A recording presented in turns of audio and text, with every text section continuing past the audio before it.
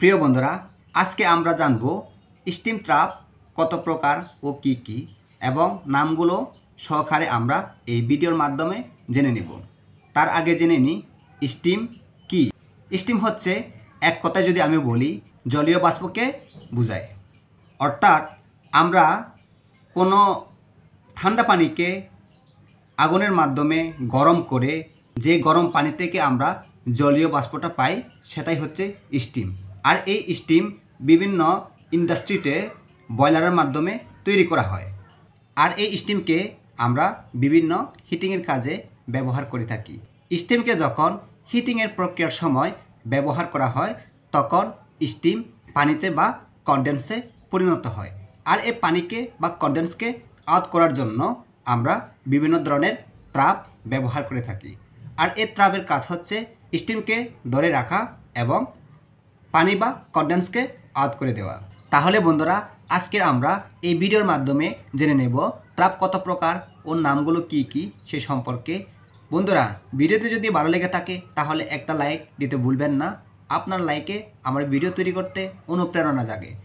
আর আপনার যদি মতামত থাকে এখনই কমেন্ট বক্সে আপনার গুরুত্বপূর্ণ মতামতটি করে ফেলুন। আমি চেষ্টা করব আপনার মতামতের প্রশ্নের উত্তর দেওয়ার জন্য। আর আমাকে যদি ভালো লেগে থাকে তাহলে আমার এই চ্যানেলটিকে সাবস্ক্রাইব করে রেখে দিতে পারেন। আমি এই চ্যানেলের মাধ্যমে বিভিন্ন ধরনের মেকানিক্যালের টিউটোরিয়াল এবং প্র্যাকটিক্যালি ভিডিও আপলোড করে থাকি। তাহলে চলুন বন্ধুরা, জেনে নেওয়া যাক। তাহলে বন্ধুরা, আমরা প্রথমে জানবো type of steam trap. Steam trap হচ্ছে প্রধানত তিন প্রকার। এক হচ্ছে মেকানিক্যাল স্টিম ট্রাপ, দুই হচ্ছে থার্মোস্ট্যাটিক স্টিম ট্রাপ, তিন হচ্ছে thermodynamic steam trap. Mechanical steam ট্রাপকে আবার তিন ভাগে ভাগ করা হয়েছে। এক হচ্ছে ফ্লুইড স্টিম ট্রাপ, তবে একে বল ফ্লুইড স্টিম ট্রাপও বলা হয়। দুই নম্বরে হচ্ছে বাকেট স্টিম ট্রাপ, একে আবার ইনভার্টার বাকেট স্টিম ট্রাপও বলা হয়। মেকানিক্যাল স্টিম ট্রাপের 3 নম্বর স্টিম ট্রাপটি হচ্ছে ফ্রি ফ্লুইড স্টিম ট্রাপ, তবে এটার ভিতরেও বল থাকে। তাহলে এখন আমরা জানবো থার্মোস্ট্যাটিক স্টিম ট্রাপ কত ভাগে ভাগ করা হয়েছে। বন্ধুরা, থার্মোস্ট্যাটিক স্টিম ট্রাপকে আবার 4 ভাগে ভাগ করা হয়েছে।